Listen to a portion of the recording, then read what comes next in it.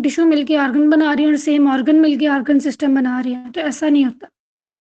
इनमें डिफरेंस होता है क्योंकि सबका अपना अपना काम होता है।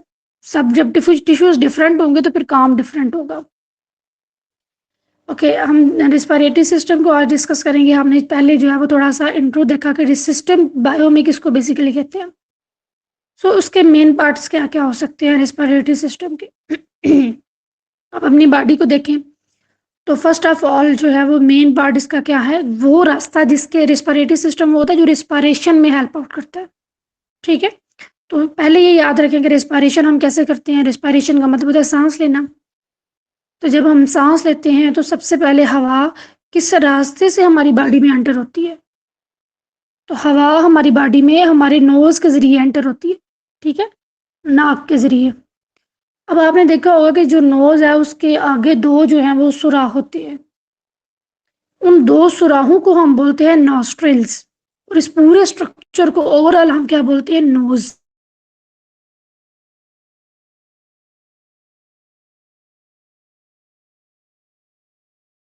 या in the word of in the language of English आप ये कह सकते हैं opening of nose.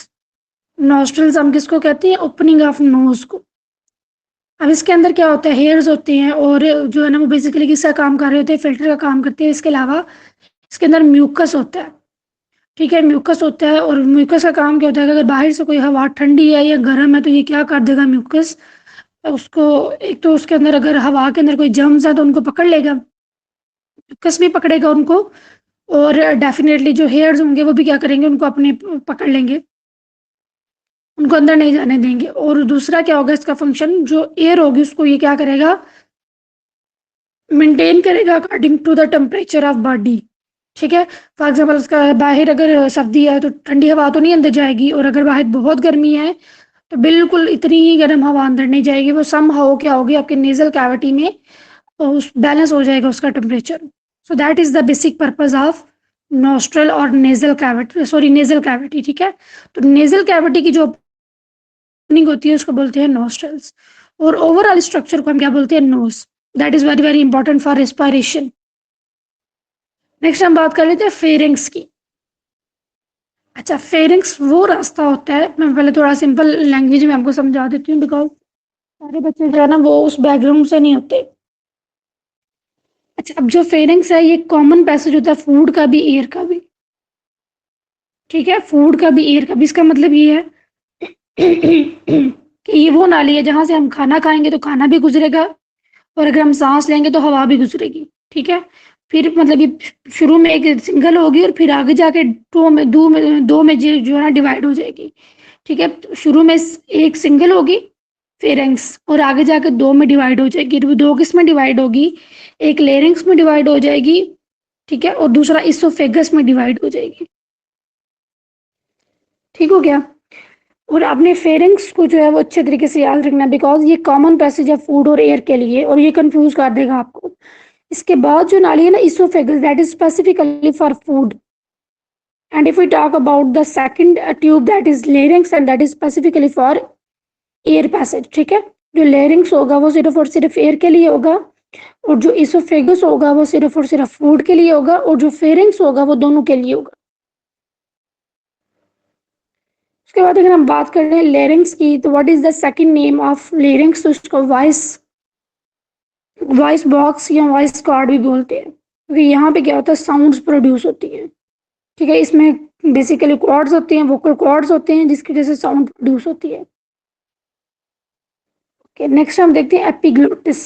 Epiglottis flap that opens for air and closes while eating drinking. मतलब जब आप खाना खा रहे होंगे या जब आप पानी पी रहे होते हो तो जो लेरिंग्स है वो कवर हो जाती है। ठीक है, देखिए आप खाना खा रहे हो, ऊपर एक ही नाली है, आगे जाके दो में डिवाइड हो रहा है, तो वो जो खाना है आपका वो आपके लेरिंग्स में भी जा सकता है। तो उसको कौन प्रिवेंट करता है, एपिग्लोटिस। इसके नाम से भी हमें पता चलता है कि एपी का मतलब होता है ऊपर, और ग्लॉटिस क्या है, ग्लॉटिस के ऊपर। तो जो लेरिंग्स की ऊपर वाली ओपनिंग होती है ना उस ट्यूब की, उसी रीजन को हम ग्लॉटिस बोल देते हैं, और उसके ऊपर जो कवर आता है उसको बोलते हैं एपिग्लोटिस। जो एपिग्लोटिस है that is very very important. ये क्या करता है, हमारे लैंग्वेज को कवर कर देता है। कब कवर करता है, जब आप खाना खाते हो या पानी पीते हो, ताकि खाना या पानी आपकी हवा वाली नाली में एंटर ना हो जाए। अगर हवा की नाली में एंटर होगा तो किसमें चला जाएगा, लंग्स में, और फिर उससे क्या होगा, प्रॉब्लम हो सकती है। ओके, नेक्स्ट हम बात कर लेते हैं ट्रेकिया की। सबसे पहली नाली हमने देखी नोज है, ठीक है, नोज नॉस्ट्रिल्स हो गए, नेजल कैविटी हो गई, फिर वो आगे जाकर कहाँ पे जाएगी, फेरेंक्स में जाएगी। फिर फेरेंक्स से अगली जो नाली होगी या ट्यूब होगी वो लेरिंग्स होगी। लेरिंग्स को ऊपर से कौन कवर करेगा, एपिग्लॉटिस। और लेरिंग्स से जो अगली ट्यूब होगी वो ट्रेकिया होगी। अब ये बेटा अगली का मतलब ये नहीं होगा कि कोई नई ट्यूब उसके साथ मिलेगी, एक ही लंबी ट्यूब है।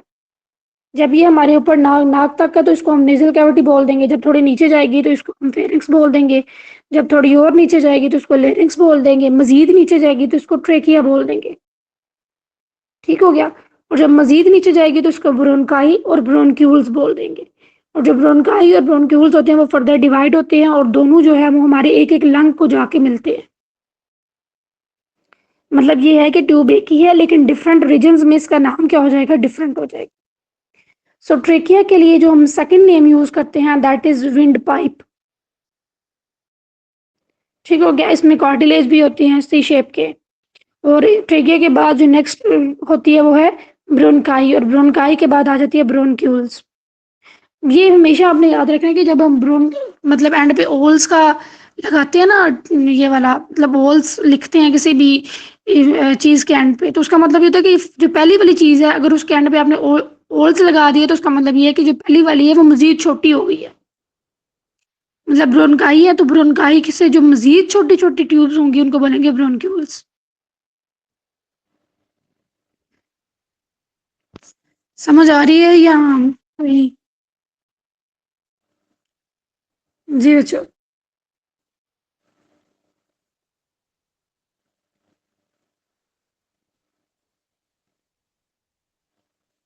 जी कोई रिप्लाई करें, कोई मुझे पता चले कि आप लोग सुन रहे हैं। जी मैम समझ आ रही है।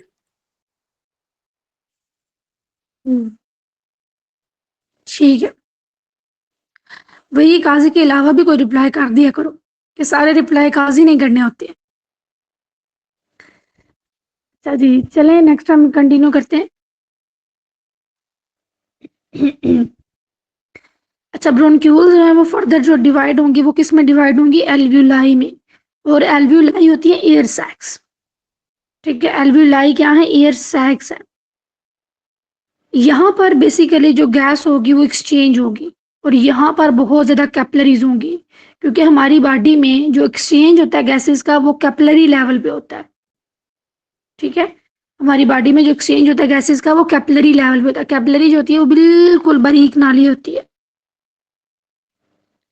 ठीक है, और वो इतनी बारीक नाली होती है कि उसमें से गैसेस एक्सचेंज हो जाती है इजीली।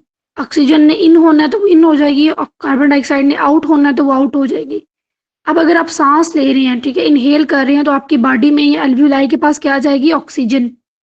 वो ऑक्सीजन चली जाएगी ब्लड में, और ब्लड के अंदर क्या है, CO2, और वो वापस किस में आ जाएगा, आपके एल्व्यूलाई में, और फिर एल्व्यूलाई के जरिए वापस ब्रोनक्यूल्स में, फिर ब्रोनकियाई में, फिर ठीक है ट्रेकिया में, एपिग्लॉटिक्स में, और फिर उसी प्रोसेस के जरिए जो CO2 होगा वो हमारी बॉडी से वापस आ जाएगा। अच्छा जी, नेक्स्ट हम ये देखते हैं। अच्छा, जो रिस्पिरेशन का प्रोसेस होता है ना वो बेसिकली इस तरह से होता है कि जो हवा होती है हमेशा, ये आपने याद रखना है कि जो हवा है या कोई गैस है, ठीक है, कोई भी गैस है या हवा है, वो तो हमेशा अपने हाई प्रेशर से लो प्रेशर की तरफ जाएगी। ठीक है, इसका ये इसके रिस्पिरेशन के पीछे ना ये फिनोमिना है कि हमेशा कोई भी गैस वो कैसे मूव करेगी, from high pressure to low pressure. तो जब हम ऑक्सीजन, अगर हम बात करें बाहर एनवायरनमेंट की, तो आपने MCQs भी पढ़े होंगे क्योंकि आपने काफ़ी हद तक साइंस का लेक्चर कवर कर लिया होगा, जिनका ये मतलब जो पहले भी लेते हैं, जो न्यू स्टूडेंट्स हैं उनको छोड़ के। तो हम ये देखते हैं कि इन्वायरमेंट में ऑक्सीजन का कंटेंट ज़्यादा है एज कम्पेयर टू CO2। ठीक है, तो अगर इन्वायरमेंट में ऑक्सीजन ज़्यादा है तो ऑक्सीजन का प्रेशर बाहर ज़्यादा है और हमारी बॉडी के अंदर उसका प्रेशर कम है। तो ऑक्सीजन क्या करेगी, रश करेगी, मतलब फौरन से हमारी बॉडी में एंटर होगी और ब्लड में चली जाएगी। इन द सेम में अगर हम बात करें CO2 की, तो CO2 हमारी बॉडी में ज़्यादा है। ठीक है। और अगर हम बात करें इन्वायरमेंट की, तो इन्वायरमेंट में CO2 कम है, 0.04% है, और ऑक्सीजन कितना है 21%। तो CO2 क्या होगा, ऑटोमेटिकली बाहर आएगा। That is the real phenomena. तो इसके पीछे अगर ये कहा जाता है कि अगर बाहर इन्वायरमेंट में ऑक्सीजन की कमी कर दी जाए और कार्बन डाइऑक्साइड या कार्बन मोनोऑक्साइड ज्यादा कर दी जाए, तो फिर आपकी बॉडी में ऑक्सीजन तो नहीं जाएगी, क्योंकि इसका फिनोमिना हमने ये देखा कि that moves from high pressure to low pressure. तो अगर बाहर भी ऑक्सीजन कम है, अंदर भी कम होगी, तो फिर तो ऑक्सीजन आपकी बॉडी में नहीं जाएगी। फिर आपकी बॉडी में क्या जाएगा, CO2 या कार्बन मोनोऑक्साइड। और ये जो है CO2 या carbon monoxide that has ability to bind with haemoglobin, क्योंकि वही हीमोग्लोबिन है ना जो CO2 को लेके आ रही है पूरी बॉडी से, तो वो बाहर से भी पकड़ लेगी उसको। तो इसी वजह से वो इन्वायरमेंट या वो जगह जहाँ पे जो है वो ऑक्सीजन कम होती है, ठीक है, या कार्बन मोनोऑक्साइड या कोई दूसरी कार्बन डाइऑक्साइड का लेवल ज्यादा होगा, वहां पर क्या होगा, बंदे की डेथ हो सकती है। उसके पीछे रीजन क्या है, उसके पीछे रीजन यही है कि ऑटोमेटिकली जो कार्बन डाइऑक्साइड होगी या कार्बन मोनोऑक्साइड होगी वो उसकी बॉडी में भागती हुई जाएगी, और आगे चूंकि उसके पास हीमोग्लोबिन है जो उसको पकड़ भी लेगा, तो फिर इस वजह से फिर वो डेथ काज करेगी। क्योंकि आगे उस रिसेप्टर को होना बहुत जरूरी होता है। ऑन द अदर हैंड अगर हम बात करें नाइट्रोजन की, तो नाइट्रोजन हमारे इन्वायरमेंट में बहुत ज्यादा 79% है। जब हम सांस लेते हैं तो नाइट्रोजन भी हमारी बॉडी में जाता है और फिर वापस आ जाता है। तो क्योंकि हमारी बॉडी में नाइट्रोजन के रिसेप्टर नहीं है, अगर उसके रिसेप्टर होते तो हो सकता है हमारी बॉडी में नाइट्रोजन ज्यादा होता। नेक्स्ट हम देखते हैं प्रोसेस ऑफ रिस्पायरेशन को। अच्छा, इसमें दो प्रोसेस होते हैं, इनहेलेशन ब्रीथिंग इन, और एक्सहेलेशन का मतलब होता है ब्रीथिंग आउट। और यहाँ पर जो है वो आप देख सकते हैं ऑक्सीजन की, कार्बन डाइऑक्साइड की और नाइट्रोजन की कंसंट्रेशन जो वो लिखी हुई है। जब हम इनहेल करते हैं तो हमारी बॉडी में कितनी ऑक्सीजन जाती है 21%, कार्बन डाइऑक्साइड कितनी जाती है 0.04%, और नाइट्रोजन कितनी जाएगी 78%। इसी तरह जब हम एक्सेल करेंगे एक्सेल का मतलब है जब हम ब्रीथ आउट करेंगे, तो उस वक्त जो हमारी एयर होगी जो बाहर आएगी उसमें ऑक्सीजन का कंटेंट कितना होगा 16%। तो इसका मतलब है कि हमारी बॉडी ने कितनी ऑक्सीजन ली है, हाँ जी, कितनी ऑक्सीजन ली है हमारी बॉडी ने, फिर कितने परसेंट ऑक्सीजन हमारी बॉडी में, 5%। परसेंट। ओके, नेक्स्ट बात कर लेते हैं कार्बन डाइऑक्साइड का। आप देख लें कि जब एंटर हो रही है तो कितनी है 0.04%, और जब एक्सेल हो रही है तो वो कितनी है 4%। इसका मतलब ये है कि कार्बन डाइऑक्साइड ज्यादा आपकी बॉडी में से निकल रही है।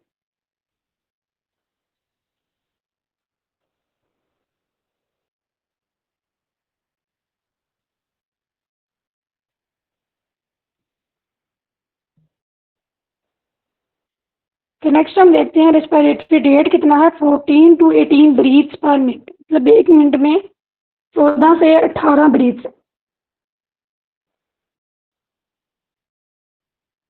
नॉर्मल बॉडी का जो टेम्परेचर है, फिर ये टेम्परेचर को हमने जस्ट एमसीक्यू लिख दिया ताकि प्रिपेयर कर ले। वैसे तो जनरल काफी ज्यादा इस तरह एमसीक्यूज होते हैं that you have to prepare. और हमारी बॉडी का नॉर्मल टेम्परेचर कितना है 37 डिग्री सेल्सियस। उसके बाद हम लंग्स के बारे में कुछ इंपॉर्टेंट देख लेते हैं। Lightest organ of the body, 2 lungs होती हैं। A person can survive on 1 lung, ठीक है, एक लंग पे भी बंदा जो है वो सर्वाइव कर सकता है। कैपेसिटी कितनी होती है एयर की जो हमारी बॉडी में जाती है, 6 लीटर ऑफ एयर, ठीक है, 6 लीटर ऑफ एयर जो है वो हमारे लंग्स की में कैपेसिटी है। इसके बाद हम नेक्स्ट देख लेते हैं और इसकी लोकेशन कहाँ पर है, थोरेसिक कैविटी में। हमारी जो चेस्ट का रीजन है वहां पर जो उसको बेसिकली बोलते हैं थोरेसिक कैविटी। तो वहां पर क्या है, लंग है। बेसिकली ये कहा जाता है कि द रीजन बिटवीन, आप कह सकते हैं कि नेक और एब्डोमेन के दरमियान जो रीजन है, नेक के दरमियान और एब्डोमेन के दरमियान जो रीजन है उसको क्या बोलते हैं, थोरेसिक। तो थोरेसिक कैविटी जो होगी उसको क्या बोलेंगे, थोरेसिक कैविटी। इसी तरह अगर हम अपने एब्डोमेन की बात करें ना, या तो उसके नीचे जो कैविटी है जहाँ पे रिप्रोडक्टिव ऑर्गन्स होते हैं उसके लिए हम टर्म यूज करते हैं पेल्विक कैविटी। इसी तरह से मतलब डिफरेंट कैविटीज बॉडी में बनी हुई है, abdominal cavity, pelvic cavity and thoracic cavity. तो नेक्स्ट हम बात कर लेते हैं डायफ्राम की, muscular sheet separating thoracic and abdominal cavity. ठीक है, ये एब्डोमिनल कैविटी को और थोरेसिक को क्या करेगा, सेपरेट करेगा। जैसा कि मैंने पहले आपको बताया, the region between neck and abdomen, उसको हम बोलते हैं थोरेसिक। तो फिर जो थोरेसिक और एब्डोमिन को सेपरेट करेगा उसको हम क्या बोलते हैं, डायाफ्राम।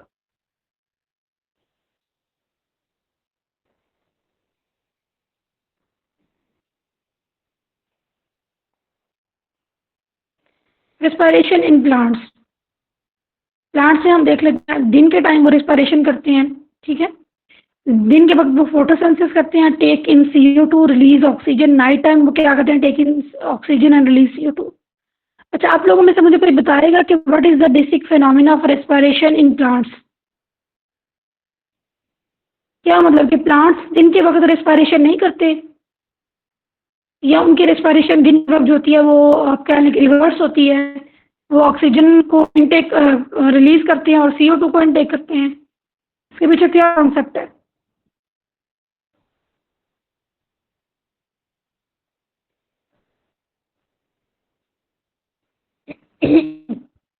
जी, एनीवन, किसी को पता है?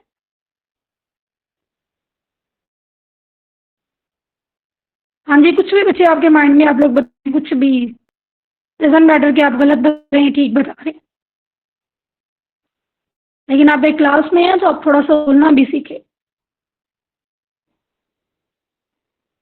चलो मैं आप लोगों के साथ डिस्कस कर देती हूँ कि अगर हम बात करें ना प्लांट्स की, हमने शुरू से यही सुना होता है, यही हमारा कॉन्सेप्ट होता है कि जो प्लांट्स हैं वो दिन के वक्त जो है वो CO2 को लेते हैं, और CO2 रिलीज करते हैं और ऑक्सीजन लेते हैं। नहीं, इसका सॉरी, ऑक्सीजन रिलीज करते हैं, CO2 अब्सॉर्ब करते हैं दिन के वक्त। रात के वक्त हिसाब इनका उल्टा हो जाता है, इसको डार्क रिएक्शन से हम कहते हैं कि रात के वक्त ये लोग ऑक्सीजन यूज करते हैं, कार्बन डाइऑक्साइड रिलीज करते हैं। हाँ जी, रात के वक्त दैट इज कि वो CO2 रिलीज करते हैं और ऑक्सीजन का इनटेक करते हैं, ऐसा है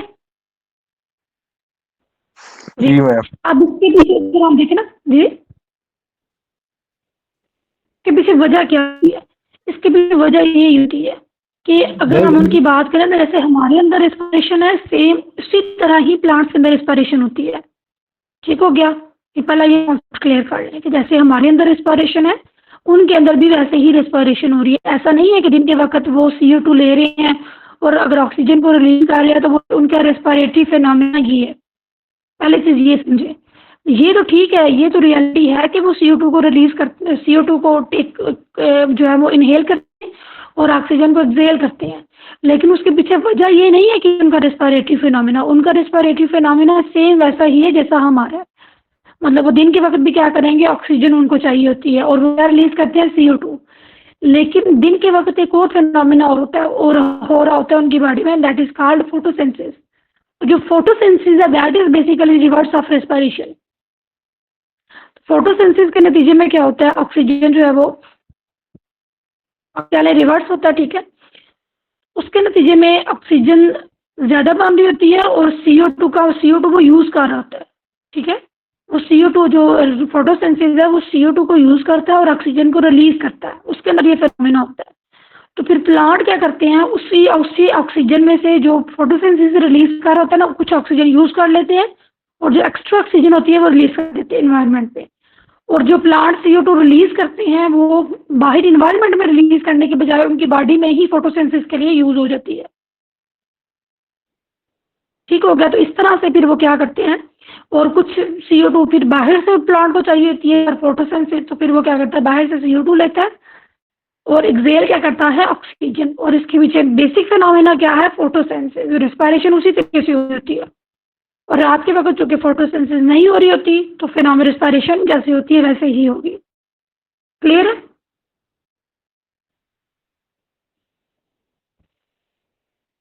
ओके, नेक्स्ट हम चलते हैं डिजीजेज ऑफ रेस्पिरेटरी सिस्टम। जैसे फर्स्ट ऑफ ऑल है न्यूमोनिया, ठीक है, ये एक खास तरह का बैक्टीरिया, उससे ये डिजीज होती है, स्ट्रेप्टोकोकस बैक्टीरिया। उसके बाद लंग कैंसर है 90% केस ड्यू टू स्मोकिंग। अब हम ये नहीं कह सकते the lung cancer is just because of smoking, मतलब जस्ट उसका कॉज स्मोकिंग नहीं है, उसके और भी कई कॉज हो सकते हैं, ठीक है।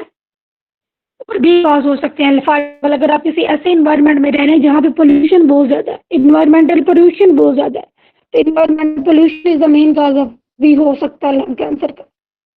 उसके बाद अगर हम बात करें एस्थमा की, तो ये एलर्जिक डिजीज होती है ट्रैकिया की। एस्थमा में क्या होता है कि आप कोई भी आपकी बॉडी में अगर डस्ट पार्टिकल है या कोई भी बाहर से ग्रेन्स वगैरह हैं, कोई भी पार्टिकल अगर आपकी बॉडी में जा रहे हैं, तो आपकी बॉडी ये कंसीडर करती है कि ये कोई बाहर से पैथोजन आ गया या आप कह लें कि एंटीजन आ गया, तो ये क्या करेगा, मेरी बॉडी को नुकसान देगा। उसके नतीजे में बॉडी की जो आप कह लें कि रेस्पिरेटरी सिस्टम की जो ट्यूब्स होती हैं वो म्यूकस ज़्यादा बनाना शुरू कर देती है। एक तो म्यूकस बनाती है, दूसरा वो तंग हो जाती है, जिसकी वजह से जो पेशेंट होता है उसको सांस लेने में काफ़ी प्रॉब्लम होता है। तो इसी वजह से बेसिकली जो है वो एस्थमा, इसको हम ऑटोइम्यून डिजीज भी कह सकते हैं कि ऑटोमेटिकली जो ह्यूमन है, ये कोई भी ऑर्गेनिज्म है जिसको एस्थमा हो रहा है, उसके अंदर ऑटोमेटिकली जो इसका रिस्पॉन्स इनिशिएट हो जाता है। हालांकि वो डस्ट पार्टिकल जो बॉडी में एंटर हो रहे हैं, हो सकता है वो हमें नुकसान ना दे रही हूँ, लेकिन बॉडी इसको क्या कंसिडर कर लेती है कि ये क्या है, नुकसानदेह है। सो नेक्स्ट हम बात कर लेते हैं एम्फिसेमा की, cause by smoking, walls of alveoli break, alveoli enlarge, less of area for gas exchange। तो इसमें आप कह सकते हैं कि एल्वुलाई की डिजीज है कि एल्वुलाई जो है वो प्रॉपर आप कह लें कि ब्रेक हो जाती है, ठीक है, जिसकी वजह से प्रॉपर सांस में का फिनोमेना नहीं होता।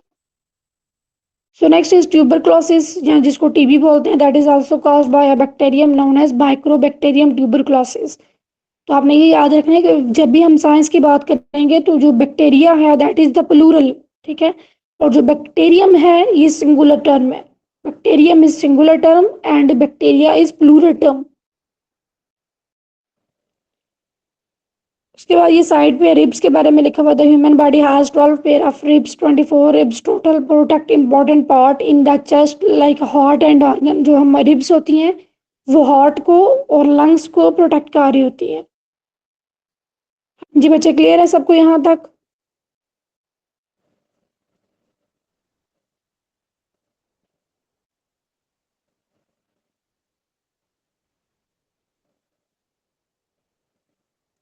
ओके, हम नेक्स्ट देखते हैं एक्सक्रीटरी सिस्टम को। हम थोड़ा सा देख लेते हैं और फिर उसके बाद कुछ एमसीक्यूज हैं उनको देखते हैं। एमसीक्यूज जो है वो इजी हैं, एकदम मुश्किल नहीं है, लेकिन फिर भी एक दफ़ा उनसे गो थ्रू करेंगे ताकि आप लोगों के वो भी साथ साथ क्लियर होते जाए।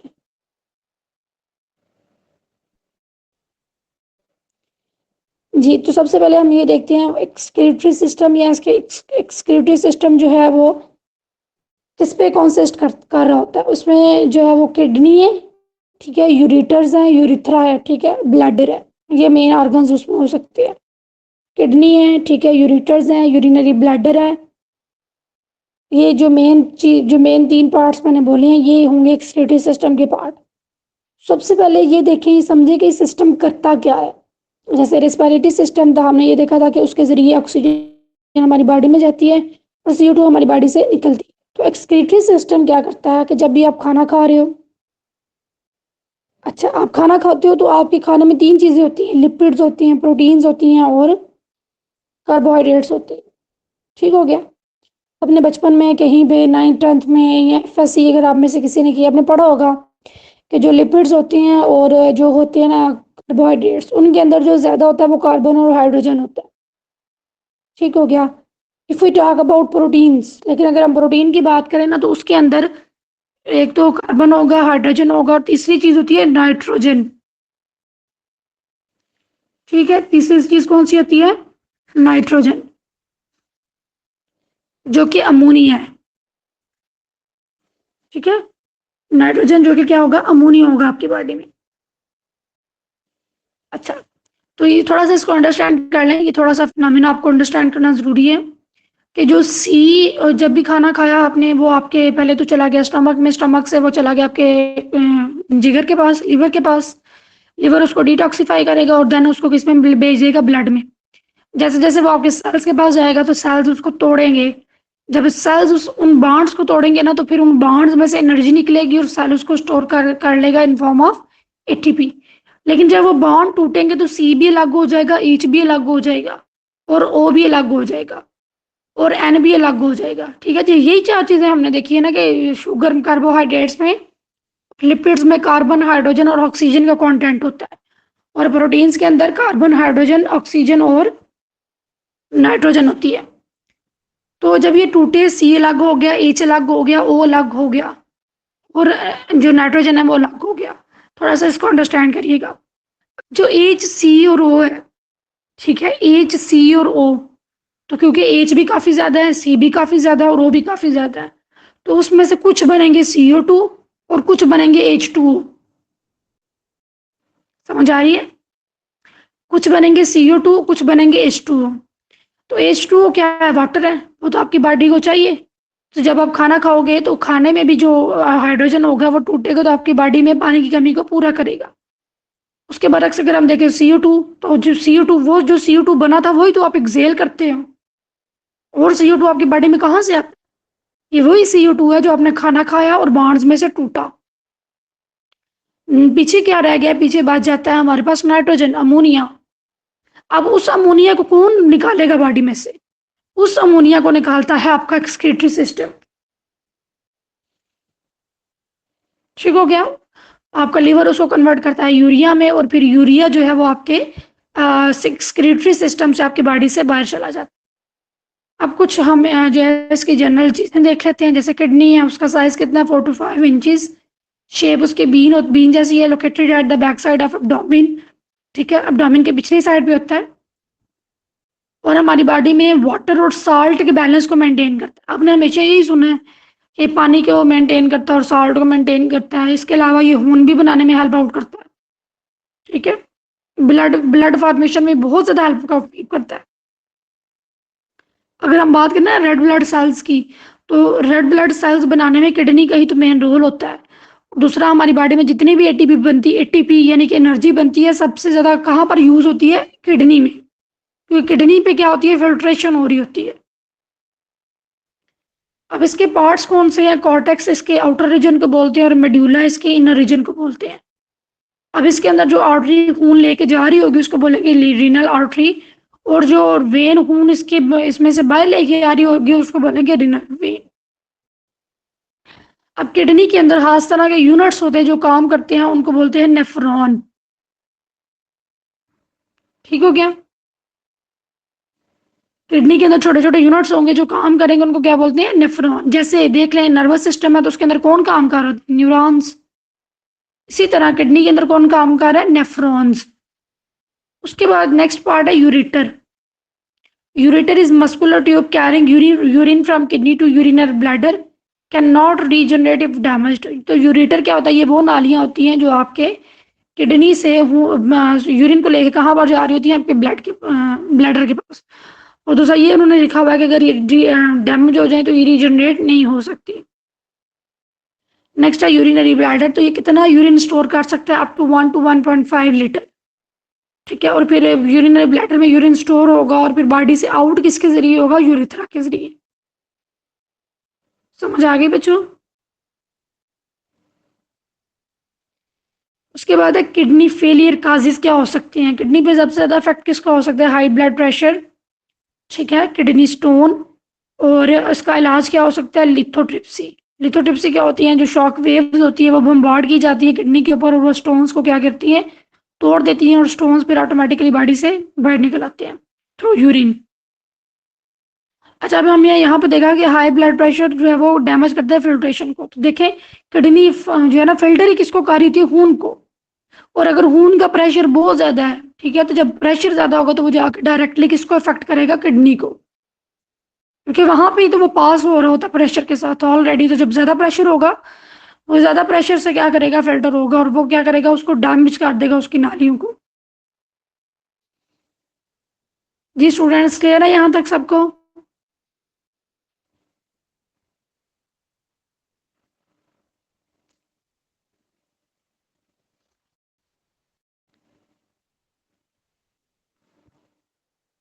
चलिए हम नेक्स्ट जो है वो हम कुछ एमसीक्यूज को डिस्कस करते हैं। मैं स्क्रीन शेयर करती हूँ आपके साथ।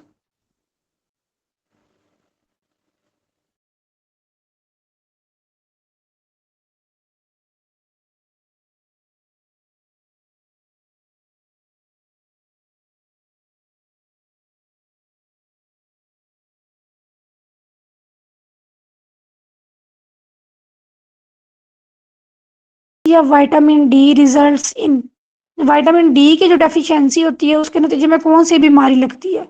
स्कर्वी, रिकेट्स, नाइट ब्लाइंडनेस या कुछ भी नहीं। तो स्कर्वी अगर हम बात करें तो ये होती है जो मसूड़े होते हैं उनकी डिजीज होती है, ठीक है, मसूड़ों की डिजीज होती है, की वजह से और टेढ़ी हो जाती है। और उसके बाद थर्ड है नाइट ब्लाइंडनेस। तो ब्लाइंडनेस किस वजह से होती है? विटामिन ए की कमी की वजह से। तो विटामिन डी की कमी की वजह से क्या होगा? रिकेट्स। इसी तरह आपने ये भी जिन लोगों की हेयर फॉल ज्यादा होता है उनके अंदर पीछे भी जो मेन रीजन होती है वो विटामिन ए भी हो सकता है। So next, what is the SI unit of charge? Charge का एसआई यूनिट क्या होता है? इलेक्ट्रिक चार्ज का एसआई यूनिट होगा कूलम। एम्पियर जो है ये यूनिट होता है इलेक्ट्रिक करंट का, ठीक है। एम्पियर किसका? इलेक्ट्रिक करंट का। और वोल्ट जो है ये इलेक्ट्रिक पोटेंशियल का या वोल्टेज का। और ओहम आई गेस ओहम का भी मेरे माइंड में क्लियर नहीं है, लेकिन आई गेस ये रेजिस्टेंस का होगा। अगर आप में से किसी को पता तो आप शेयर कर। ओके, नेक्स्ट हम ये देखते हैं long side be corrected by using. जब आपको दूर की नजर कमजोर होगी तो कौन सा लेंस जो होगा यूज? कन्वेक्स। और जब नजदीक की नजर कमजोर होगी तो कौन सा लेंस यूज होगा? कनकेव। अगर हम अपनी आंख की बात करें तो अगर बाहर से हम इसको देखें जहां से हमें ये नजर आ रही है तो ये कन्वेक्स है, यानी अंदर की तरफ क्या होगी? जब अंदर से इसको देखेंगे तो अंदर की तरफ इससे ये क्या है? कनकेव है। अच्छा जी, नेक्स्ट हम ये देखते हैं deficiency of vitamin A results in. Vitamin A की डेफिशिएंसी से क्या होगा? Night blindness. मतलब मेन जो इसका कॉज है, सॉरी मेन जो इसकी आप कह लें कि इसका इफेक्ट है वो नाइट ब्लाइंडनेस होगा, ठीक है। लेकिन हेयर फॉल भी जो है वो विटामिन ए की डेफिशिएंसी से हो सकता है। So next is for a fixed mass of gas at constant temperature, ठीक है। अगर एक गैस जो आपके पास फिक्स है और टेम्परेचर भी कांस्टेंट, अगर उसका वॉल्यूम कम कर देंगे तो प्रेशर क्या होगा? कम होगा या ज्यादा होगा? प्रेशर उसका क्या हो जाएगा? इंक्रीज हो जाएगा। नेक्स्ट हम देख लेते हैं what is the life span of red blood cells. तो जो red blood cells life span कितना होता है? 120 दिन। आपका जो लास्ट लेक्चर था वो आरबीसी के ऊपर ही था। मैं लास्ट लेक्चर आपका था वो ब्लड के ऊपर था, जिसमें हमने ये देखा था कि जब रेड ब्लड सेल्स टूटते हैं, यानी कि तो 120 दिनों के बाद या 3 महीने के बाद, 3 महीने 4 महीने 4 महीने के बाद जब ये टूटेंगे तो फिर भी ये आपकी बॉडी के लिए यूजफुल होते हैं। किस तरह से यूजफुल होते हैं कि ये बाइल साल्ट बनाते हैं, और वो बाइल साल्ट क्या करता है? आपकी डाइजेशन में हेल्प आउट करता है। अगर वो बाइल साल्ट नहीं होगा तो आप कोई भी फैट या जो भी चीजें खाते हो ऑयली, हजम नहीं होती। हजम नहीं होगी तो क्या होगा? डाइजेशन इम्प्रॉपर हो जाएगी, ठीक है। या इसमें अगर वैसे ही मसला आ जाएगा तो ये लीवर में स्टोन भी हो सकते हैं इससे। नेक्स्ट है the density of water is. Water की डेंसिटी कितनी है? 1 ग्राम पर सेंटीमीटर क्यूब। डेंसिटी का मतलब क्या होगा कि ये स्पेसिफिक, ये कितना जो है वो कह लें कि जगह ले रहा है, इसका कितना आप कह लें कि वॉल्यूम है स्पेसिफिक स्पेस में। तो ये कितना होगा? 1 ग्राम पर centimetre cube.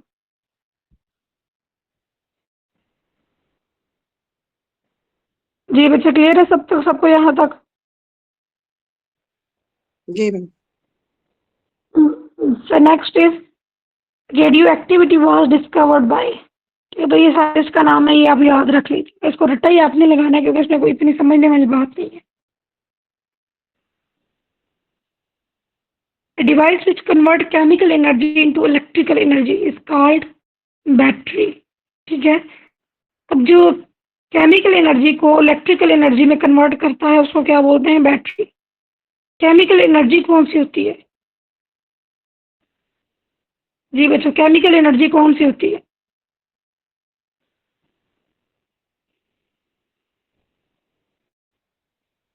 What is the difference between chemical and mechanical energy?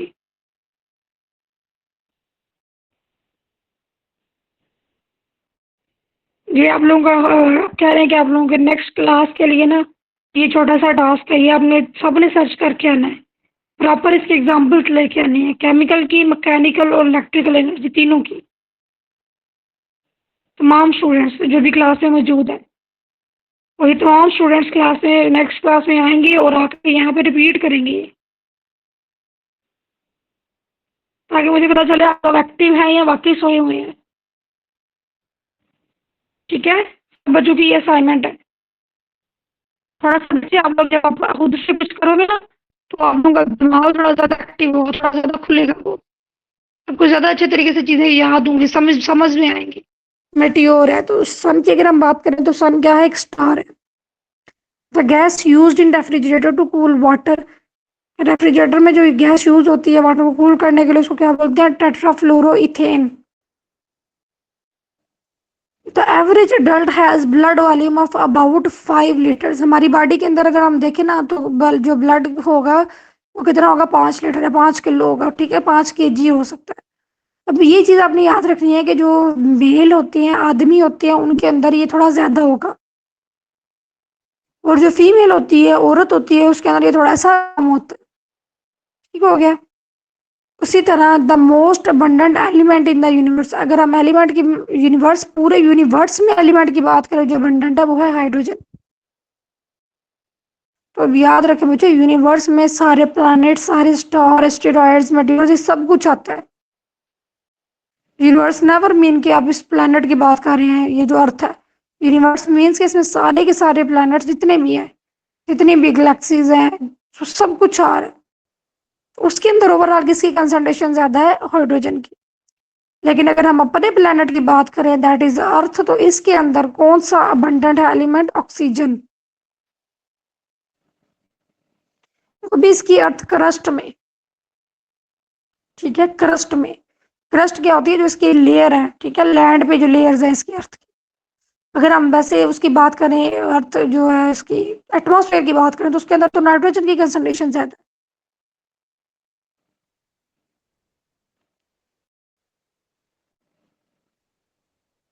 जी बच्चे, क्लियर है?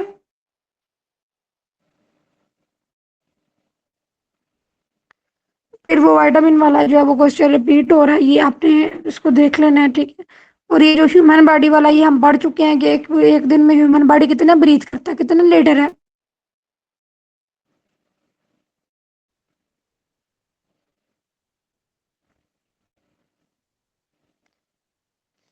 नेक्स्ट है ऐसा यूनिट ऑफ प्रेशर। प्रेशर का जो ऐसा यूनिट है वो कौन सा है? पास्कल। एनर्जी का ऐसा यूनिट क्या होता है? जूल।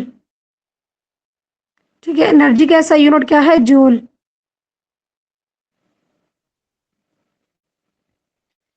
उसके बाद हम देखते हैं द मोस्ट डेंसेस्ट, ठीक है, डेंसेस्ट सब्सटेंस ऑन अर्थ, मतलब वो कौन सा सब्सटेंस है जमीन के ऊपर जिसकी डेंसिटी सबसे ज्यादा है, मतलब वो बहुत ज्यादा क्या है? हैवी है। जिसकी डेंसिटी ज्यादा होती है वो हैवी होता है ना, तो वो है ओस्मियम। वो कौन सा है? Osmium.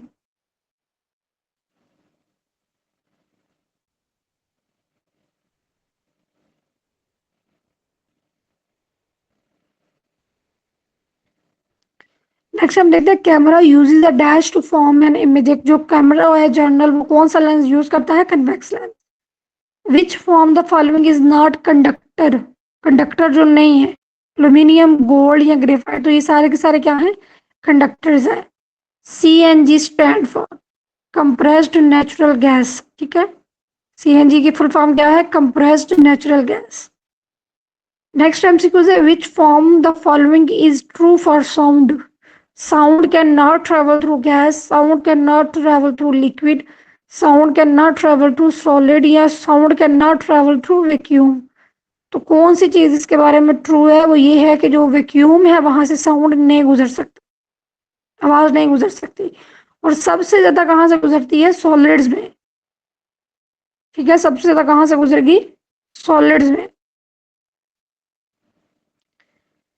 When white light is passed through a prism, prism में से जब भी कोई लाइट पास करती है तो that is very well known to all of you कि वो कितने कलर्स में स्प्लिट होती है, 7 कलर्स में।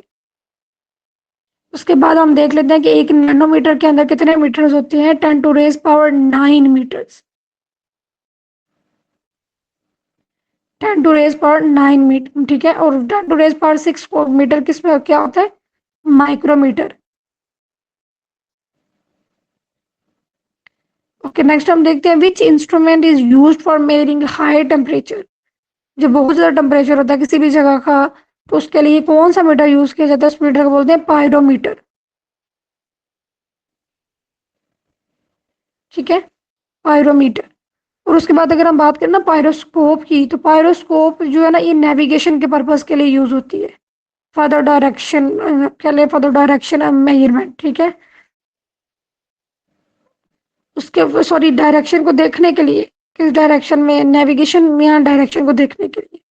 उसके बाद है सिज्मोग्राफ। सिज्मोग्राफ किसके लिए होता है, जब ज़लज़ले आते हैं तो उनको मेजर किया जाता है थ्रू सिज्मोग्राफ। नेक्स्ट है जाइलोमीटर। जाइलोमीटर जो है वो यूज किया जाता है उसके जो वुड होती है, जो लकड़ी होती है, उसका वेट करने के लिए।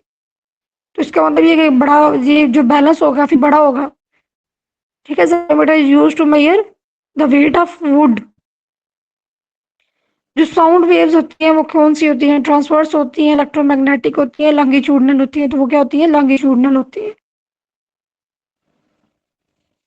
Life span of white blood cells, तो ये उनका लाइफ स्पैन कितना है, व्हाइट ब्लड सेल्स का। ऊपर हमने रेड ब्लड सेल्स का देखा था, वो कितना था, 120 दिन। और ये किसका है, व्हाइट ब्लड सेल्स का, WBC का। तो ये है 5 से 21 दिन। और याद रखें कि आपकी बॉडी में व्हाइट ब्लड सेल्स तब ज्यादा होते हैं जब आपकी बॉडी में कोई इन्फेक्शन है। फॉर एग्जाम्पल, अगर किसी की बॉडी में ऑलरेडी कोई इन्फेक्शन चल रहा है ना, तो वो अपनी CBC रिपोर्ट करवाता है, अपना कंप्लीट ब्लड काउंट करवाता है। तो उसके अंदर अगर उसके न्यूट्रोफिल्स और ये मोनोसाइट्स एंड WBC ज्यादा होंगे, तो वो किस चीज को इंडिकेट कर रहे होंगे कि दैट पेशेंट जो है वो किसी ना किसी डिजीज के साथ, मतलब वो डिजीज है उसकी बॉडी के अंदर कोई ना कोई, ये उस चीज की इंडिकेशन होगा। The fluid part of blood is known as plasma, ठीक हो गया। The fluid part of blood is known as plasma. और उसके अंदर कौन सी ऐसी चीज होगी प्लाज्मा के अंदर, तो हम उसको ब्लड बोलेंगे।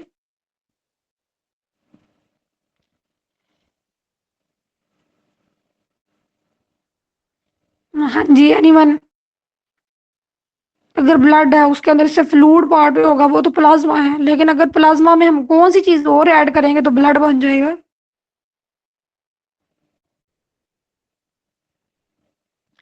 Blood cells. ब्लड सेल्स नीचे लिखे हुए हैं ना, प्लेटलेट्स और ब्लड सेल्स। तो ये प्लेटलेट्स और ब्लड सेल्स ही हम किस में ऐड करेंगे, प्लाज्मा में। तो वो क्या बन जाएगा, ब्लड।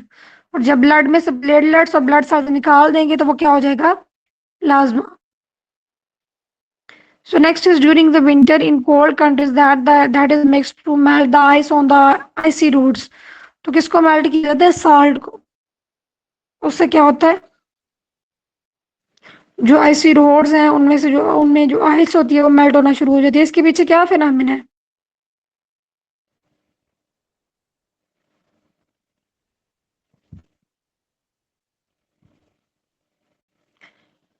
जी। नेक्स्ट हम ये देखते हैं, in a very low temperature which from the following will freeze at last. जी, यहाँ पे देखें, वो कह रहे हैं कि जब टेम्परेचर कम होगा तो सबसे लेट कौन सी चीज फ्रीज होगी, वो है सी वाटर। ये आप, ये भी आपके असाइनमेंट है, ठीक है। ये भी आपने मुझे बताना है कि इस पीछे क्यों, ये ऐसा क्यों हो रहा है। और जो बस एक्टिव हैं, जो वाकई ही इंटरेस्टेड है साइंस में या जो भी प्रिपरेशन आप कर रहे हो, तो वो तो जाके जरूर इसको पढ़ेंगे। और जो इंटरेस्टेड नहीं है, बस वो अपने आप को उन्होंने तसल्ली दी हुई है कि हम क्लासेस ले रहे हैं, तो वो सुनेंगे और फिर भूल जाएंगे इस बात को। तो ये चीज़ आपने कंफर्म करके दी है कि सी वाटर में आखिर ऐसी कौन सी चीज़ होती है जो कि उसको फ्रीज होने से बचा रही है। ऊपर हम साल्ट का भी जिक्र कर रहे हैं, तो ये कैसे आपस में लिंक्ड है, ये आपने बताना है। नेक्स्ट है the nearest planet to the earth is Venus. और वो प्लैनेट जो सन के अराउंड हाईएस्ट स्पीड से मूव कर रहा है उसका नाम क्या है, मरकरी, ठीक है। मरकरी हम उसको क्यों हाईएस्ट स्पीड से मूव कर रहे थे, क्योंकि Mercury is the nearest to sun, sun के सबसे ज्यादा करीब है। तो जो चीज सबसे ज्यादा करीब होती है वो चक्कर भी तो जल्दी कंप्लीट कर लेगी ना, as compared to other planets. हाँ जी बच्चे, आपका लेक्चर यहाँ तक ही था। नेक्स्ट जो है वो हम एमसीक्यूज हम नेक्स्ट क्लास में कवर करेंगे।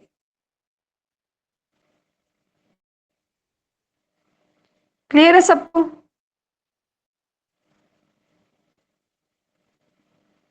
हाँ जी बच्चों, क्लियर है सबको?